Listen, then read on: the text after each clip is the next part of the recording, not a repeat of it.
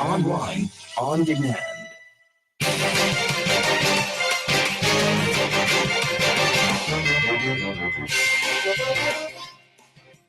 Good afternoon and welcome to WEFM's Midday News, brought to you with the kind compliments of Port St. Vincent Limited.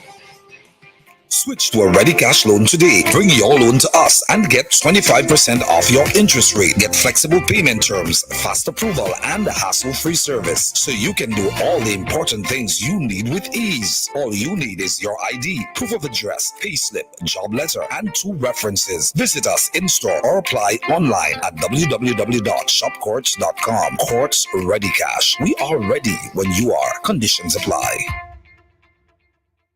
Welcome back to WEFM's Midday News, brought to you with the kind compliments of Port St. Vincent Limited. I am your presenter, Rajiv Providence. First, on the local scene, police here in St. Vincent and the Grenadines are calling for those with prescriptions for medicinal cannabis to use the drug responsibly. Sergeant of Police Iraqi Huggins, during an appearance on WEFM's Cop Chat program, made this appeal, making mention of places such as schools where the medicinal cannabis cannot be used, as well as noting that one must not be under the influence of the drug when operating any motor vehicle. We hear more from Mr. Huggins. You cannot engage in the use of medicinal cannabis on any public transport, on the premises of any preschool, primary school, secondary school, or tertiary institution, or in a private residence that is used at any time to provide licensed childcare or other similar social service care at that residence. In any motor vehicle, you cannot consume, sell, or offer for free distribution medicinal cannabis or any samples thereof at any convention, trade show, or at a public or private event. Operate, navigate, or be in actual physical control of any motor vehicle, aircraft, or boat whilst under the influence of medicinal cannabis. So people believe, okay, then because I have the license to consume medicinal cannabis, that we could use it anyway. No, it's not so. There are laws in place for that. That was Sergeant of Police Iraqi Huggins. The government of St. Vincent and the Grenadines in December of 2018 successfully passed the Medicinal Cannabis Bill. The passing of the bill paved the way for the local medicinal cannabis industry to take shape. A 21-year-old mother of 3 has been faced with a hefty fine for the possession of cocaine with the intent to supply it to another and for the purpose of drug trafficking.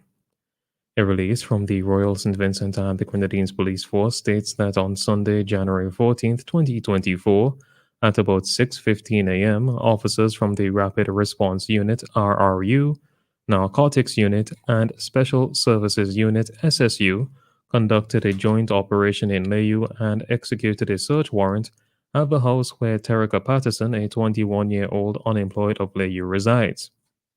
During the search, a small darkish-looking purse was discovered with what appeared to be cocaine wrapped in a transparent plastic bag. The defendant was cautioned and she admitted it was cocaine. She was then arrested on suspicion of possession of cocaine. The drug was later weighed and amounted to 21 grams. Patterson appeared at the Serious Offences Court on Monday, January 15th, and pleaded guilty to the charges of possession of 21 grams of cocaine with intent to supply it to another, and possession of 21 grams of cocaine for the purpose of drug trafficking. She was fined $5,000 to be paid by April 15, 2024, for the offense of drug trafficking or 2 years in prison. For the offense of being in possession of a controlled drug, Patterson was reprimanded and discharged and placed on a bond for 1 year. If she breaches the bond, she is mandated to pay a fine of $2,000 forthwith or 1 year in prison. Still on the local scene, the National Emergency Management Organization (NEMO) is hosting a 2-day earthquake and tsunami training workshop. 87 teachers on mainland St. Vincent are participating in the workshop, which commenced today, Tuesday, January 16th, and will continue tomorrow, Wednesday, January 17th, 2024. NEMO says that the main objective of the workshop is to provide training for teachers in the area of tsunami and earthquake science, preparedness, and the necessary resources needed for them to present this information to their students. This includes PowerPoint presentations for different age groups at the primary and secondary level, along with in class and homework activities and other audiovisual resources. The training workshop is being conducted by NEMO in collaboration with the University of the West Indies, Seismic Research Center, and the Ministry of Education. The scientific information will be presented by Professor of Geology, University of the West Indies, Seismic Research Center, Richard Robertson. According to NEMO, the workshop forms part of their Geological Hazard Public Education and Awareness Program, which will run from January to April 2024, with a focus on earthquakes from January to February. On to news in the region. Guyana's government on Monday rolled out a $1.146 trillion national budget, allocating billions of dollars for the further development of various sectors, including energy, agriculture, health, and infrastructural development. Guyana's Finance Minister Dr. Ashni Singh, delivering his fifth fiscal package, which is a 46% increase over the last budget, told the legislators that the fiscal package is being presented under the theme Staying the Course, Building Prosperity for All. According to Loop News, Guyana's finance minister said that the Irfan Ali administration intends to build upon the socio-economic developments made since the administration came to power in the 2020 controversial regional and general election. Minister Singh said that Guyana's real gross domestic product (GDP) growth last year was 33%, and that the growth was largely attributed to a continued expansion of the oil and gas sector. Barbados has received a US $50 million loan to bolster efforts to save the island's coasts. Barbados has 23.5 years to repay the latest loan from the Inter-American Development Bank, the IDB, which will help boost the climate resilience of its coastal areas and foster climate-resilient economic development. The IDB loan has a 23.5-year repayment term, a 7-year grace period, and an interest rate based on the secured overnight financing rate, Loop News reports. In a press release issued on January 11, 2024 by the IDB, the lending agency said the operation approved by the IDB's Board of Executive Directors will reduce the risks of erosion and flooding along Barbados' coasts and make coastal activities safer for communities and tourists.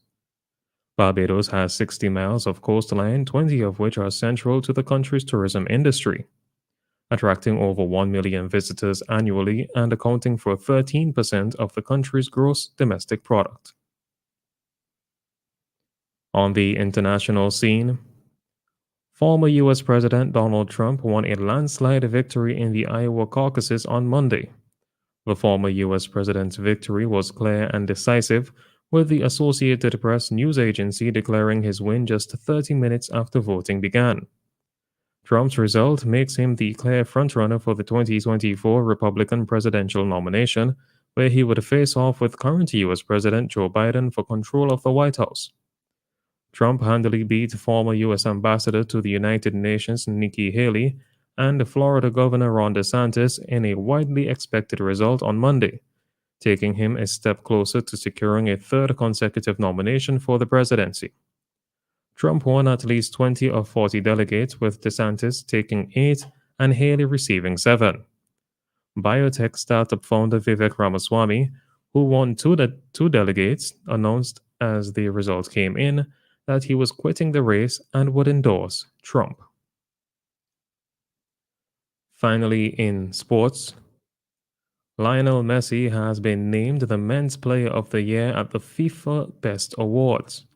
The Argentina forward edged out Manchester City striker Erling Haaland, with PSG attacker Kylian Mbappe nabbing third place. Manchester City manager Pep Guardiola claimed the Men's Coach Prize in London. Messi began 2023 at PSG before moving to Major League Soccer MLS club Inter Miami in June. He picked up the Best Men's Player award for the third time since this format of the awards began in 2016, after doing so in 2019 and 2022. This has been WEFM's Midday News. I have been your presenter, Rajiv Providence. Join us again at 3 p.m. for WEFM's 3 p.m. News. WEFM's Midday News is brought to you with the kind compliments of Quartz St. Vincent Limited. Switch to a ready cash loan today. Bring your loan to us and get 25% off your interest rate. Get flexible payment terms, fast approval, and hassle-free service. So you can do all the important things you need with ease. All you need is your ID, proof of address, payslip, job letter, and 2 references. Visit us in store or apply online at www.shopcourts.com. Quartz Ready Cash. We